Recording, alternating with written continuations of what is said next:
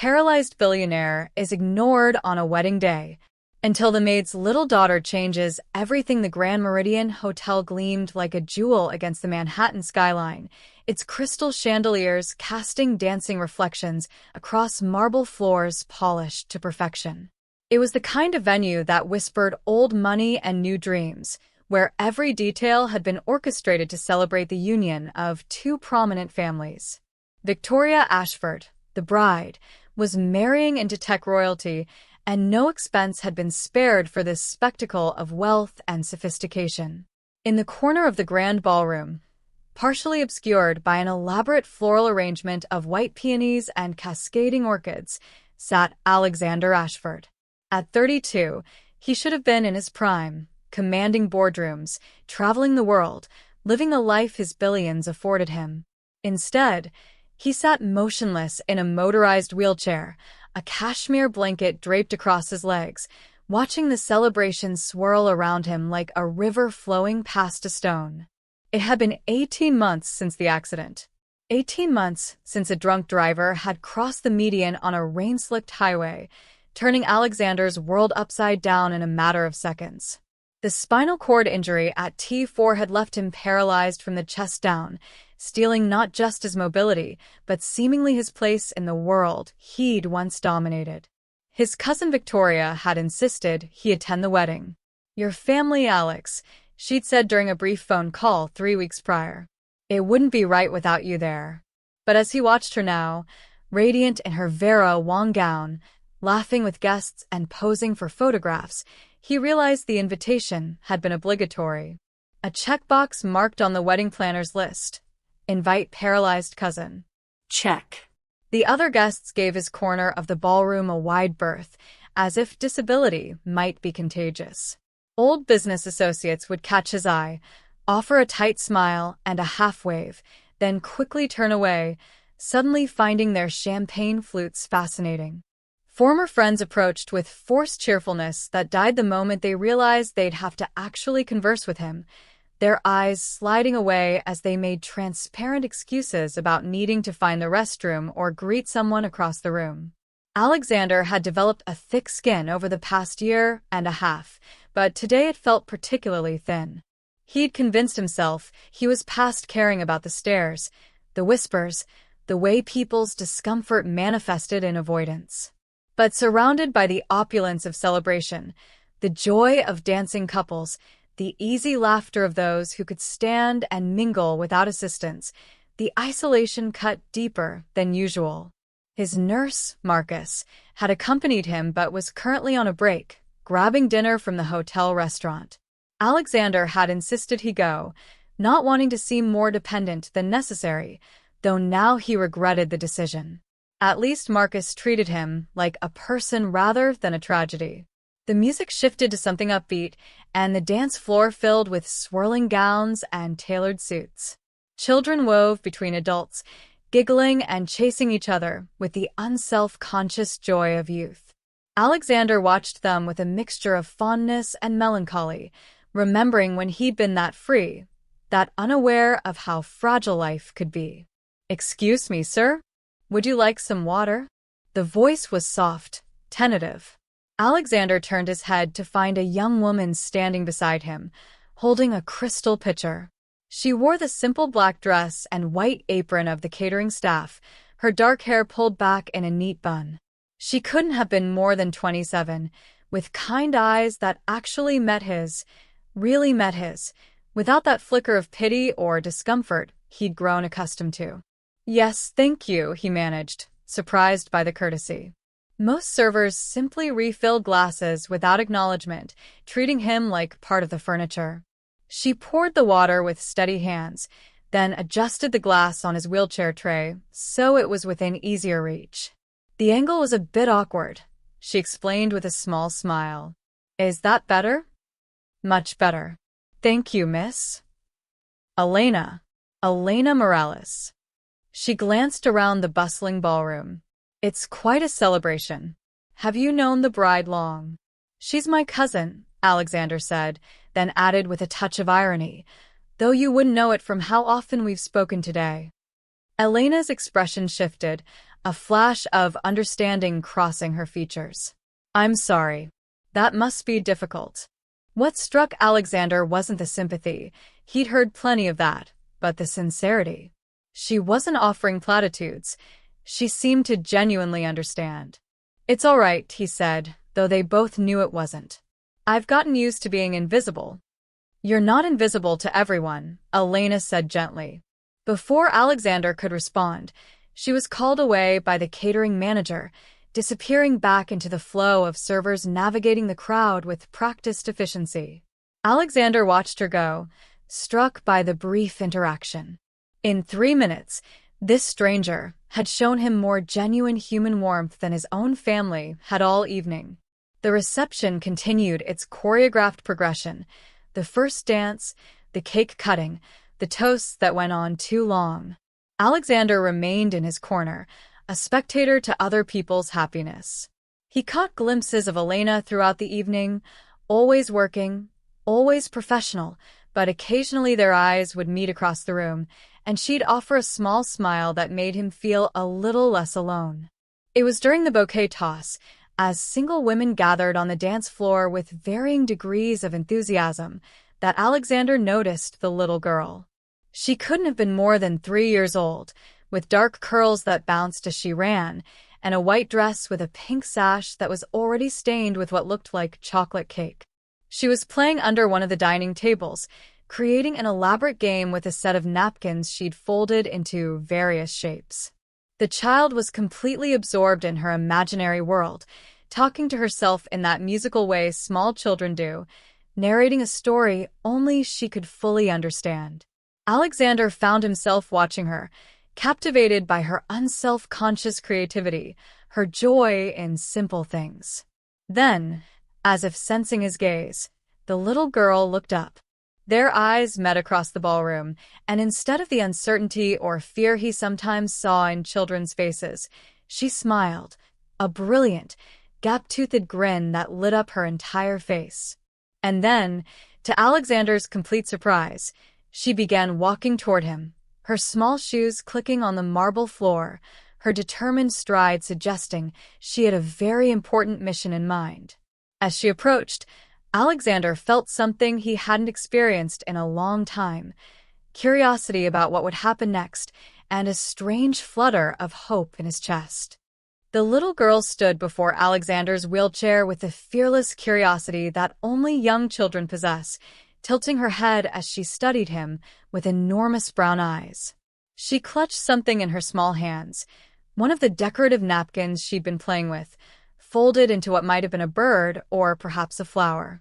It was hard to tell, given the creative liberties taken with the folding technique. "Hello," Alexander said, unsure of the protocol for interacting with a 3-year-old he'd never met. He'd always been comfortable in boardrooms, negotiating multi-million-dollar deals, but a tiny human with chocolate on her face was uncharted territory. "You look sad," the girl announced with the brutal honesty of childhood. "Why are you sad?" Alexander blinked, caught off guard. I suppose I am a little sad." "Because you're in the timeout chair?" She pointed at his wheelchair with genuine concern. Despite himself, Alexander laughed. Actually laughed, something he'd done precious little of lately. "It's not a timeout chair. It's a wheelchair. It helps me get around because my legs don't work." The girl considered this information with the seriousness of a judge deliberating a case. Then she nodded, apparently satisfied with the explanation. "My name is Sophie," she declared. "What's your name?" "Alexander. But you can call me Alex." "That's a very long name," Sophie observed. "I'm 3 years old." "How old are you?" 32. Her eyes widened. "That's very old. Like a grandpa."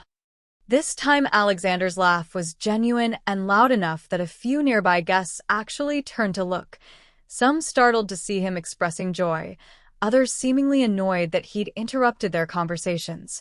He didn't care. "Not quite grandpa old," he said. "But older than you, definitely."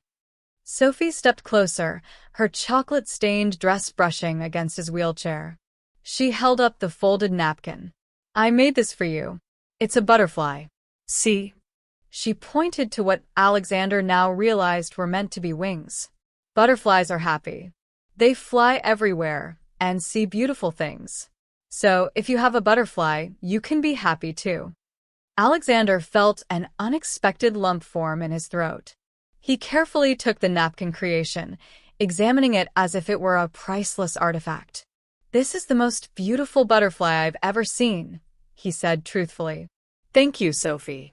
She beamed with pride, then surprised him by climbing onto his lap, or rather, onto the small space available on his wheelchair, settling herself against his arm with the casual trust that children give so easily and adults guard so carefully. "Sophie." A panicked voice cut through the ambient noise of the reception. Elena rushed over, her face flushed with embarrassment and concern. "Sophie, sweetie, you can't just— I'm so sorry, sir." "She's very friendly, but I should have been watching more carefully." "Please," Alexander interrupted gently. "It's fine. More than fine, actually. Sophie and I were just having a conversation about her butterfly." He held up the napkin creation. Elena's expression softened as she looked at her daughter, then at Alexander. "She's supposed to be playing quietly while I work. I'm so sorry if she bothered you. She's the first person all evening who's actually talked to me like I'm a human being," Alexander said quietly. "Trust me, she's not bothering me at all." Sophie, oblivious to the adult awkwardness, had already moved on to her next topic of interest. She poked Alexander's wheelchair controls with fascination. "What are all these buttons? Do they make you go zoom like my toy car?" "Sort of," Alexander explained, genuinely engaged for the first time all night.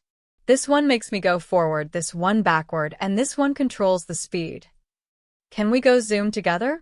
Sophie asked with infectious enthusiasm. Alexander glanced at Elena, who looked torn between mortification and amusement.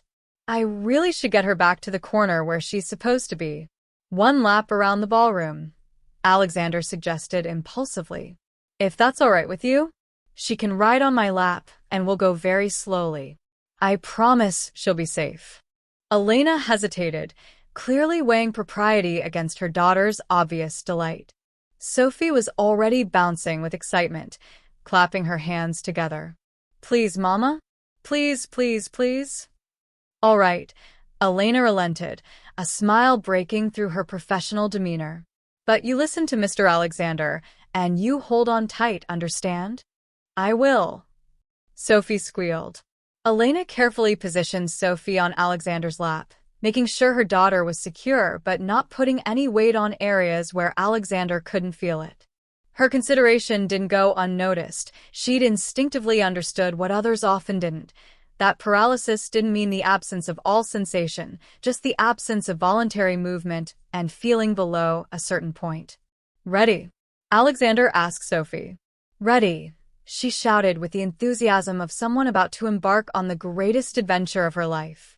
Alexander gently maneuvered the wheelchair, guiding it away from the corner and into the open space at the edge of the dance floor. Sophie giggled as they moved, waving at her mother like a queen in a parade. Other guests noticed. How could they not, with a small child laughing joyfully from a wheelchair? But for the first time all evening, Alexander didn't care about their stares.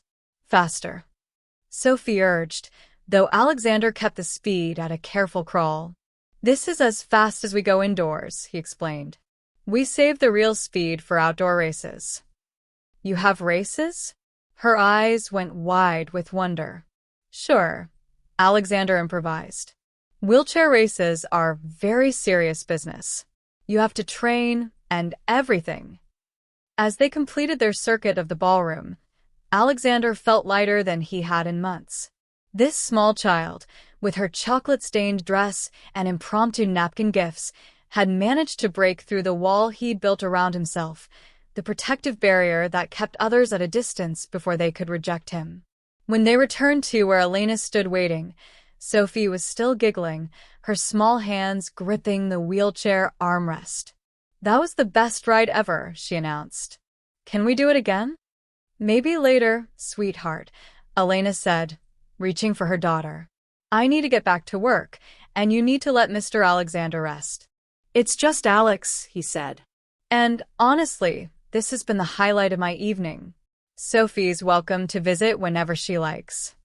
Sophie planted a sticky, chocolate-flavored kiss on Alexander's cheek before Elena lifted her away. "Bye, Alex. Don't be sad anymore, okay? The butterfly will help." As Elena carried Sophie back toward the service areas, apologizing once more over her shoulder, Alexander touched his cheek where the child had kissed him. He looked down at the crumpled napkin butterfly in his hand, this simple gift given with such pure intention. For the first time since the accident, Alexander felt something he'd thought was lost forever, a genuine connection with another human being, untainted by pity, obligation, or discomfort.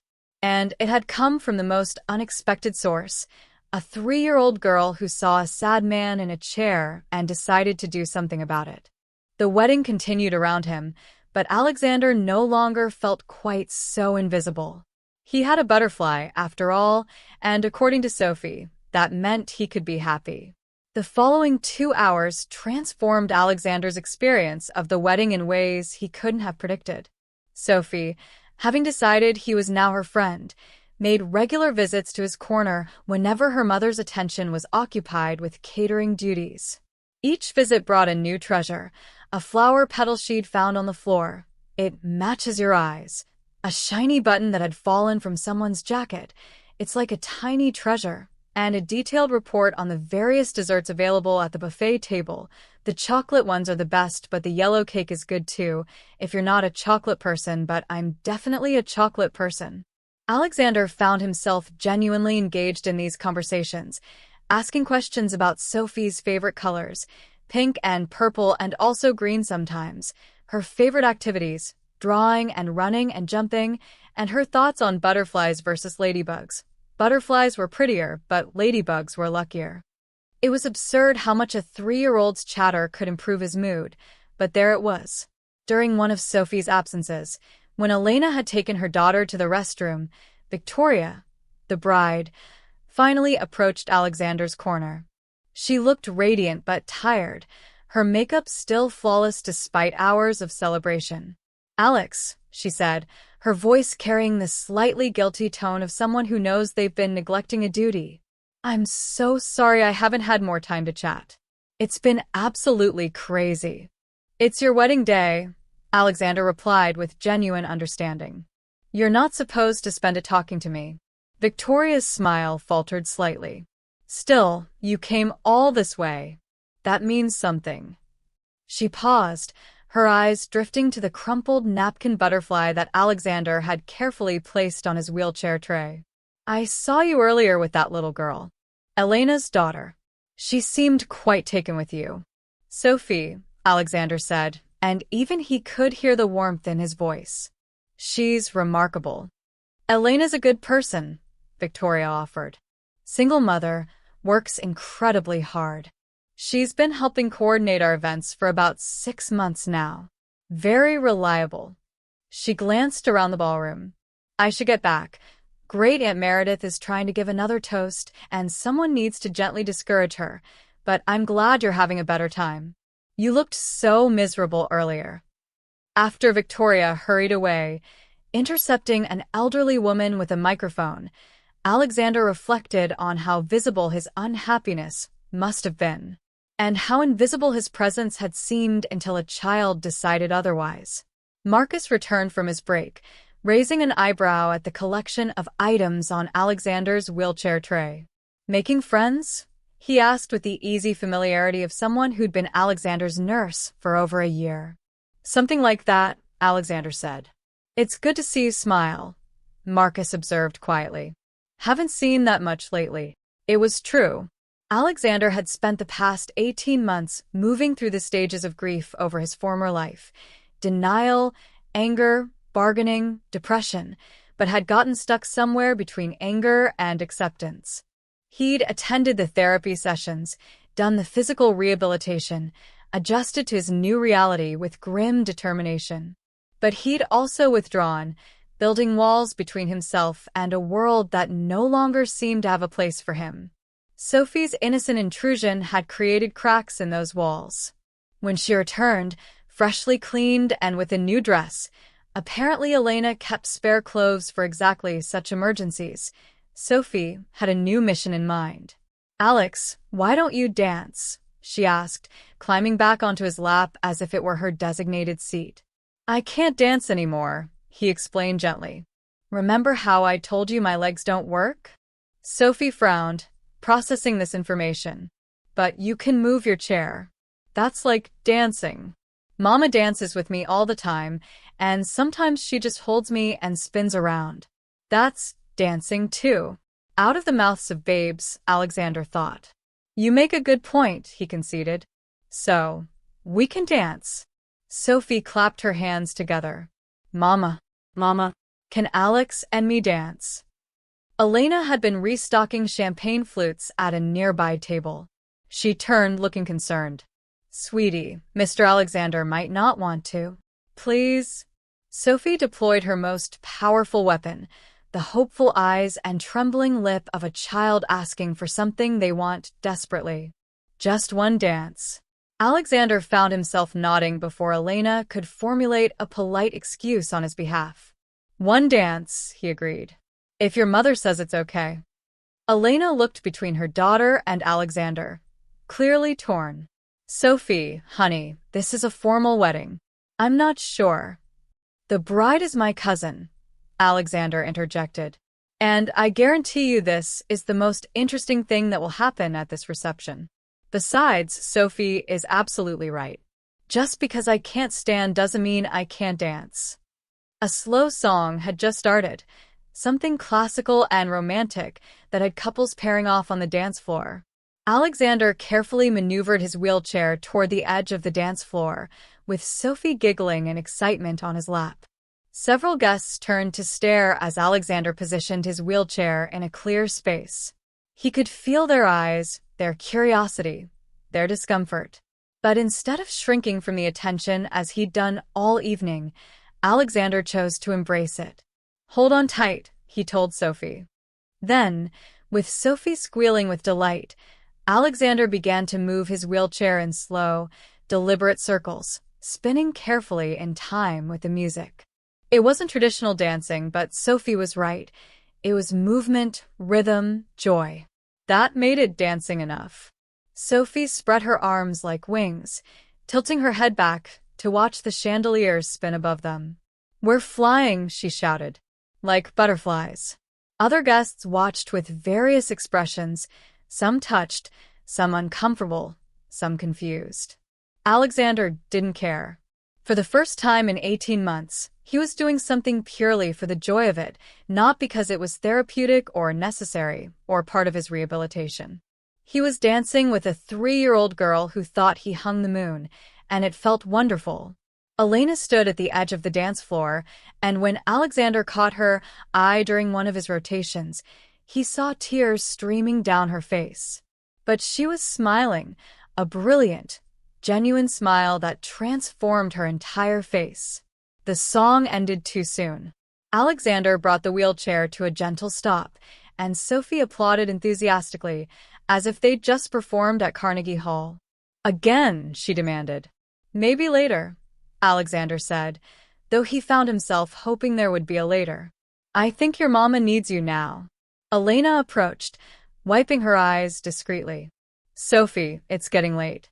We need to let Mr. Alexander rest." "It's Alex," he corrected again. "And thank you both. This has been unexpected. In the best possible way." Sophie hugged him fiercely around the neck, her small arms surprisingly strong. "You're my friend now," she declared. "Friends dance together and share butterflies and aren't sad anymore." "I'm definitely not sad anymore," Alexander confirmed and meant it. As Elena gathered Sophie and prepared to return to work, Alexander called out, "Elena, would it be terribly forward of me to ask for your number? I'd enjoy seeing Sophie again. If that would be all right." Elena paused, studying him with those kind, perceptive eyes. Whatever she saw in his face must have satisfied her, because she smiled. "I'd like that too," she said softly. 3 days after the wedding, Alexander sat in his penthouse apartment overlooking Central Park, staring at the phone number Elena had written on a cocktail napkin. The irony of the napkin wasn't lost on him. Another napkin, another moment of unexpected connection.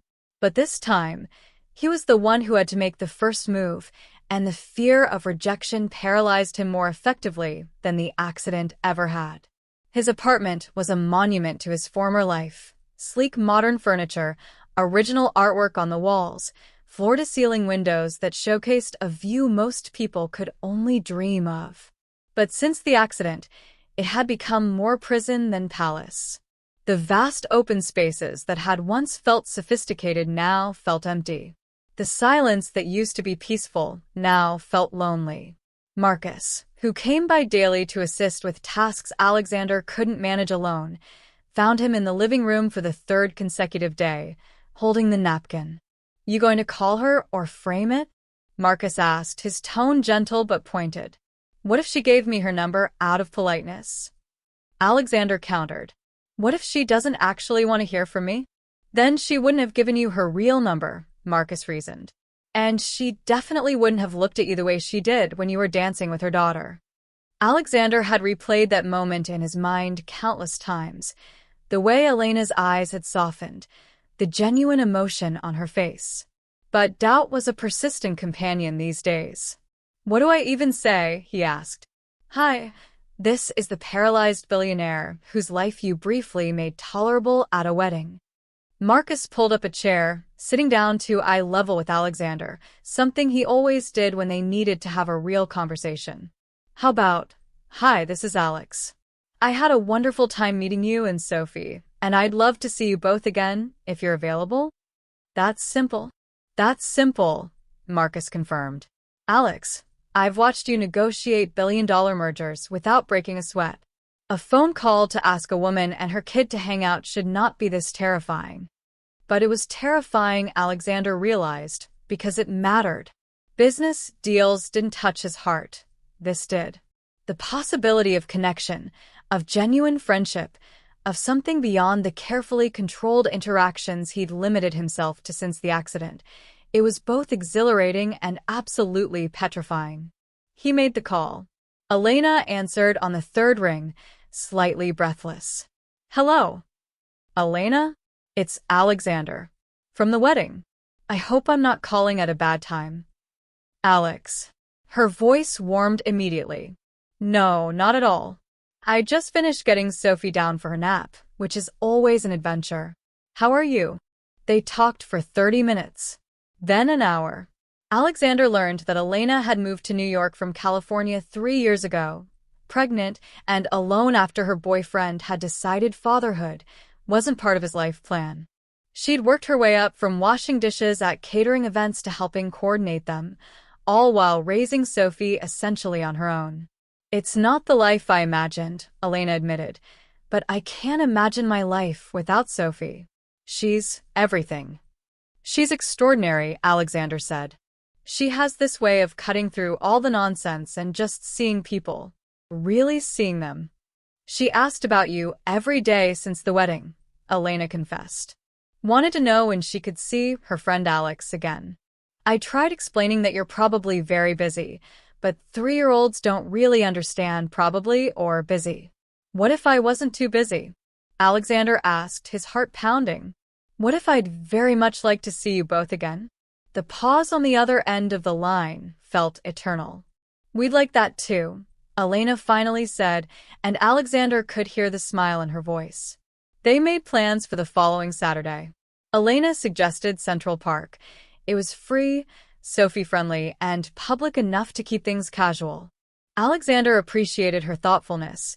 She'd instinctively understood that he might need the neutrality of a public space, the lack of pressure that came with a less formal setting. Saturday arrived with perfect autumn weather, crisp air, brilliant sunshine, leaves just beginning to turn gold and crimson.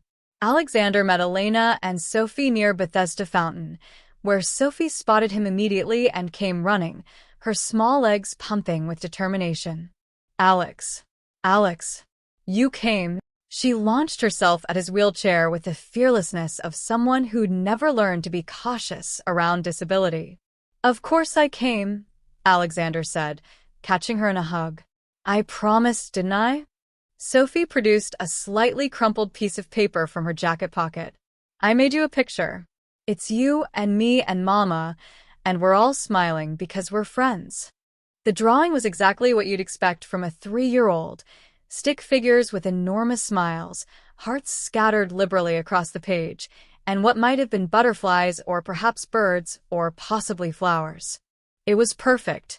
This is going on my refrigerator the moment I get home, Alexander declared, and Sophie beamed with pride.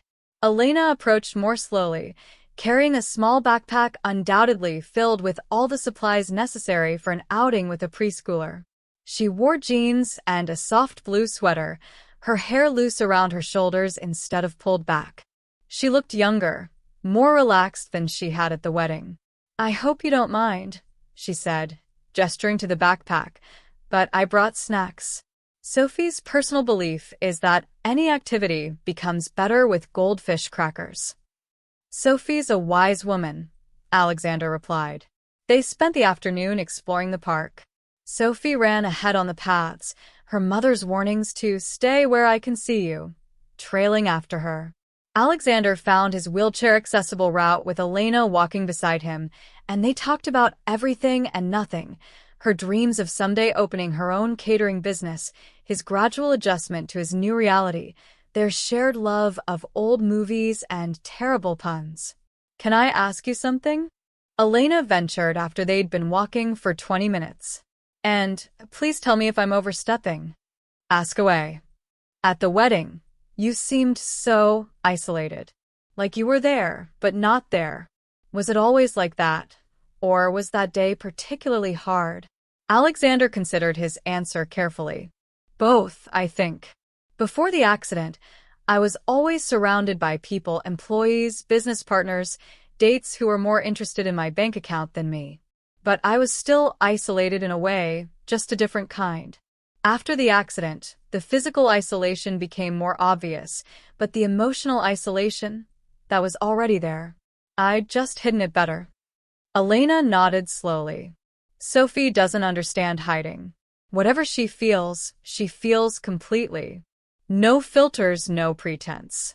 Sometimes I worry that the world is going to teach her to build walls, the way it teaches all of us. Maybe, Alexander said quietly, she'll teach some of us to tear ours down instead. Their eyes met, and something passed between them, understanding, connection, possibility. It was interrupted by Sophie running back, breathless and excited. Mama, Alex, there are ducks. Can we feed the ducks? Please, please, please. They spent the next hour by the pond, Sophie delighting in tossing breadcrumbs, which Elena had wisely packed, to the mallards. Alexander found himself laughing more than he had in months, charmed by Sophie's running commentary on the ducks' personalities and social dynamics. That one is definitely the boss, she explained seriously, pointing to a particularly large drake. And that one is shy.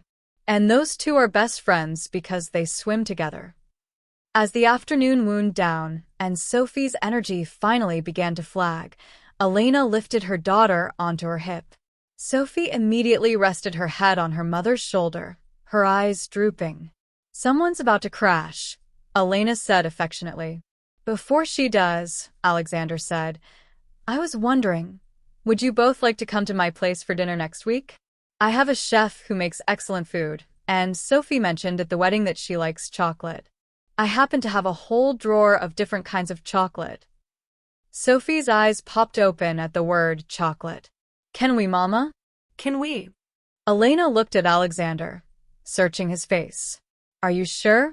That seems like a lot of... I'm sure, Alexander said firmly.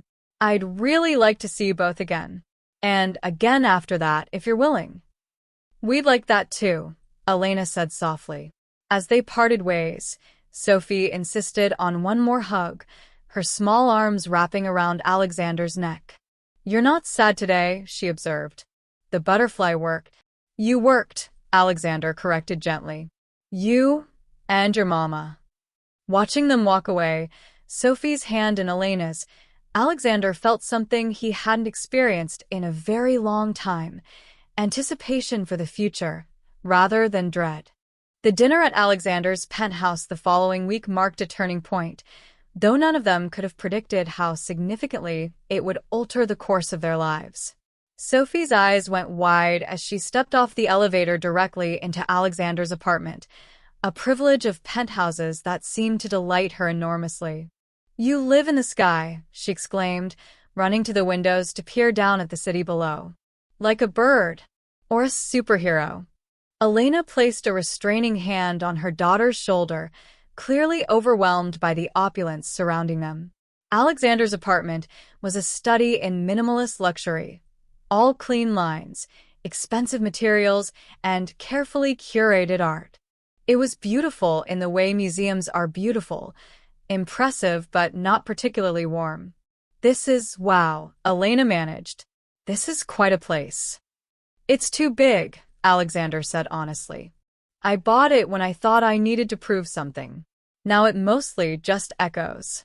His chef, Marie, had prepared a meal that somehow managed to be both elegant and child-friendly, a pasta dish with a sauce that wasn't too adventurous, roasted vegetables that Sophie actually ate, after Alexander challenged her to try one of each color, and for dessert, a chocolate creation that made Sophie's eyes light up like Christmas morning.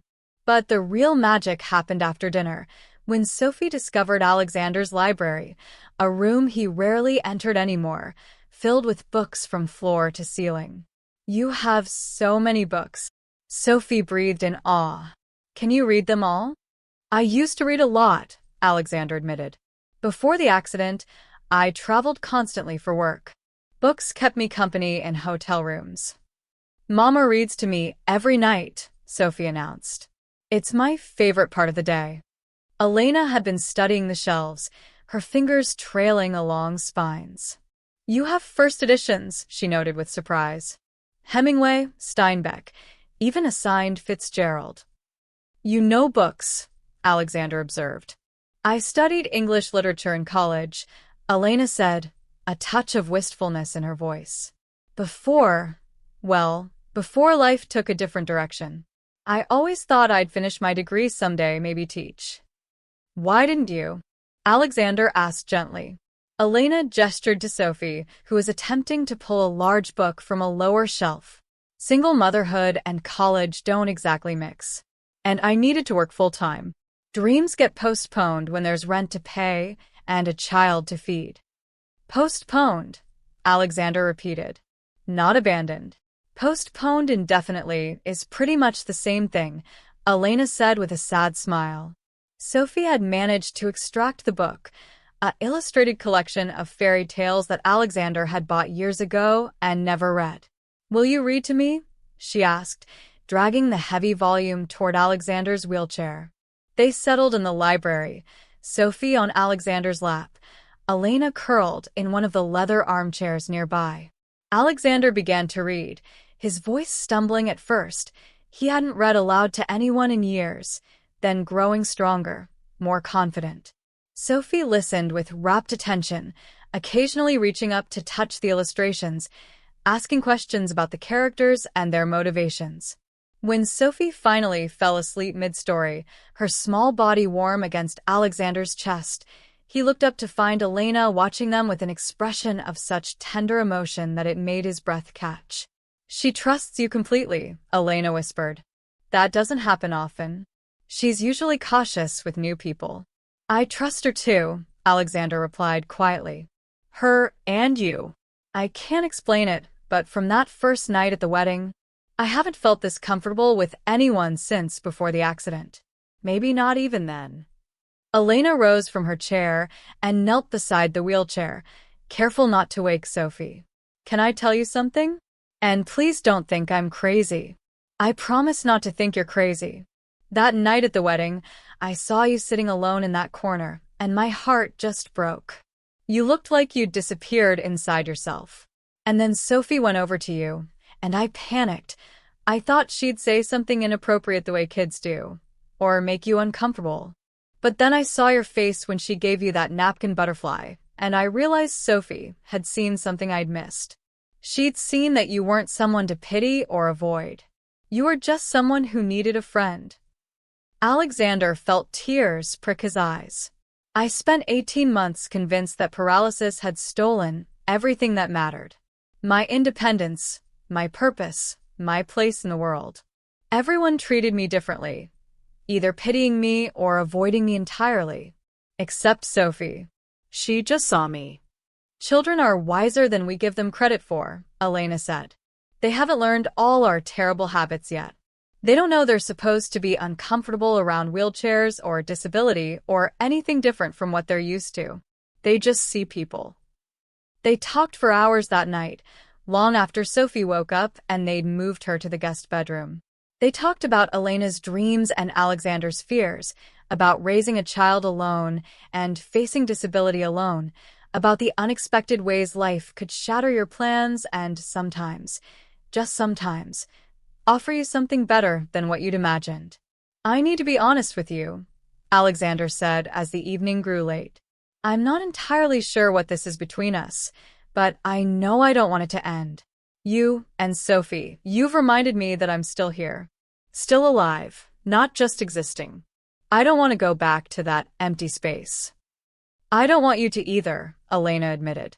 These past weeks, seeing you with Sophie, talking with you, I forgot how lonely I've been. I focused so hard on being everything Sophie needed that I forgot I might need something too. What do you need? Alexander asked. Elena smiled. A friend. A real friend. Someone who sees me as more than just a struggling single mother or a hard worker or someone to pity because life got complicated. Someone who sees Elena. I see Elena, Alexander said softly. And she's extraordinary. Over the following months, their friendship deepened into something neither of them had anticipated. Alexander found himself rearranging his schedule around Sophie's nap times and Elena's work shifts. He started physical therapy with renewed determination, not to fix himself. He'd accepted that his paralysis was permanent, but to maximize his independence, to be the best version of himself he could be. Elena enrolled in online classes, working toward finishing her degree. Alexander helped with tuition, brushing off her protests with gentle insistence. Let me do this, he said. You've given me so much. Let me give something back. But the real transformation was emotional. Alexander began to dismantle the walls he'd built, not just around Elena and Sophie, but around life itself. He started attending his company's board meetings again, not as the tragic former CEO, but as a consultant whose mind was as sharp as ever.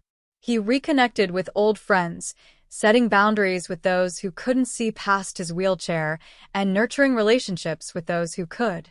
Sophie became a fixture in his life, her artwork gradually replacing the expensive but impersonal art on his walls.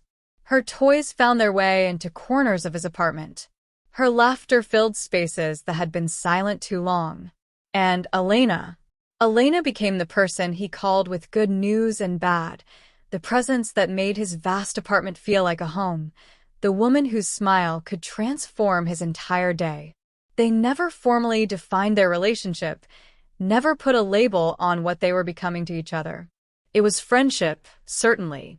But it was also something deeper, something that grew organically in the spaces between words, in shared glances and comfortable silences, in the way Elena's hand would rest on his shoulder, and the way he'd save funny stories to tell her at the end of the day. 6 months after the wedding, on a snow-dusted December evening, everything changed.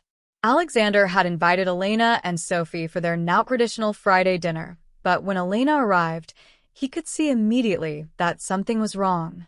Her eyes were red from crying, and she held Sophie a little tighter than usual. What happened? Alexander asked as soon as Sophie was distracted by the hot chocolate Marie had prepared. Elena sank into the sofa, her composure crumbling. I lost my job. The catering company is downsizing, and last hired means first fired. I've been looking for something else, but nothing pays enough to cover rent and daycare and everything else. I have maybe 2 months of savings and then… She couldn't finish the sentence. Alexander felt a surge of protective anger. You're not going to lose your apartment. I'll help. No, Elena said firmly, though her voice shook. Alex, you've already helped so much with my tuition. I can't keep taking from you. That's not what friends do. That's not what equals do. Then don't think of it as taking, Alexander urged. Think of it as letting me invest in something that matters to me. You and Sophie matter to me. More than any business deal or charity donation or… I know, Elena interrupted softly. And that's exactly why I can't. Don't you see? If I let you solve all my problems with money, what does that make me? What does that make us? It was an argument they'd had variations of before, Elena's fierce independence butting against Alexander's desire to help, his guilt over having so much when she had so little. But this time felt different. This time the stakes were higher. Sophie, sensing her mother's distress even if she didn't understand it, came over and climbed onto Elena's lap. Why are you sad, Mama? Just worried about some grown-up things, baby, Elena said, forcing a smile. Nothing for you to worry about. But Sophie, with her uncanny emotional intelligence, turned to Alexander. Can you make Mama not sad? Like I made you not sad at the wedding? Alexander felt his heart crack open. This child, who had walked up to a stranger and offered him a napkin butterfly, who had seen past his wheelchair to the person underneath, who had somehow known exactly what he needed when no one else did. She was asking him to return the favor. Sophie, he said carefully, I'm going to try. But first I need to talk to your mama alone. Do you think you could go help Marie decorate some cookies? I bet she needs an expert decorator. Sophie perked up immediately, any concerns forgotten in the face of cookie decoration. As soon as she was safely in the kitchen, Alexander turned back to Elena. I'm going to say something, he began, and I need you to just listen. Can you do that? Elena nodded, though she looked wary. When you walked up to me at the wedding, when Sophie climbed onto my lap and gave me that ridiculous napkin butterfly, something changed. For the first time since my accident, someone saw me.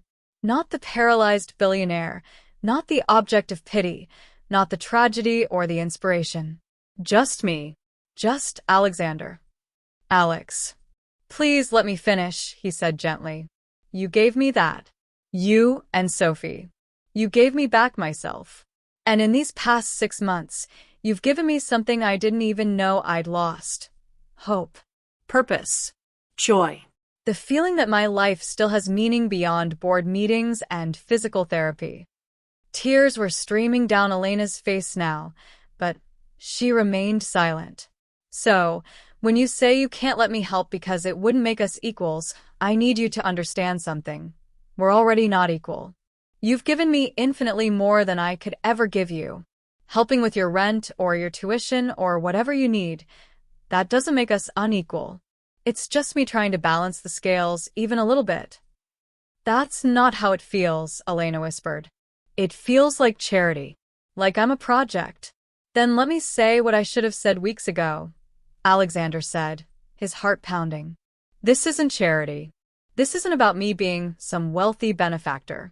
This is about me caring for you, really caring for you in a way that has nothing to do with money and everything to do with the fact that I…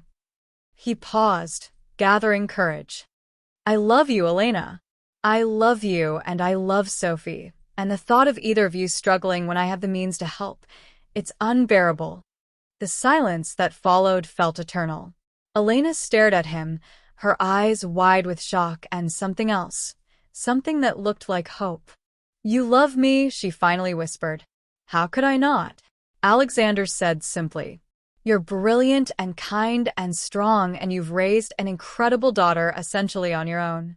You've never once treated my disability as a limitation or a burden. You see me, Elena, the way I see you. And I know the timing is terrible, and this is probably the worst moment to say this when you're worried about money and jobs and… Elena cut him off by leaning forward and kissing him, softly at first, then with growing confidence. When she pulled back, She was crying and laughing at the same time. "I love you too," she said. "I have for weeks, maybe longer. But I was so afraid that I was reading too much into things, afraid that you just saw me as a friend, afraid that the difference in our situations would make a real relationship impossible." "The only thing that makes a relationship impossible is not trying," Alexander said. "Everything else we can figure out together." From the kitchen, they heard Sophie's delighted laughter and Marie's patient instructions on proper frosting technique. Elena glanced toward the sound, then back at Alexander. "She adores you, you know," Elena said. "She talks about you constantly. Alex said this, and Alex thinks that, and when can we see Alex again?" "The feeling is entirely mutual," Alexander assured her. "That kid has me completely wrapped around her tiny, sticky fingers." They talked long into the night, this time not around their feelings, but through them. They acknowledged the challenges, the differences in their backgrounds, the complexities of blending their lives, the inevitable scrutiny they'd face from others. But they also acknowledged the truth. They'd already become a family in all the ways that mattered. When Sophie emerged from the kitchen, her face decorated with as much frosting as the cookies, she looked between the two adults and smiled with satisfaction. "You're not sad anymore," she announced, climbing onto the sofa between them. "I knew Alex could fix it." "Actually," Alexander said, pulling Sophie into a gentle hug, "you fixed it first. Everything good in my life started the moment a brave little girl decided I needed a napkin butterfly." Elena rested her head on Alexander's shoulder, her hand finding his. Sophie, content that the adult problem had been resolved in that mysterious way adult problems sometimes were, began describing her cookie creations in elaborate detail. This was happiness, Alexander realized. Not the absence of challenges or pain, not the return of his legs or his old life. Happiness was this, a small child chattering between them, a woman who saw him completely and loved him anyway, and the knowledge that he'd been given a second chance, not at the life he'd lost, but at a life he'd never known he wanted. 3 months later, Elena and Sophie moved into the penthouse. The expensive art came down, replaced by Sophie's drawings and family photos. The echo that had haunted the vast spaces disappeared, replaced by laughter and music and the sound of little feet running.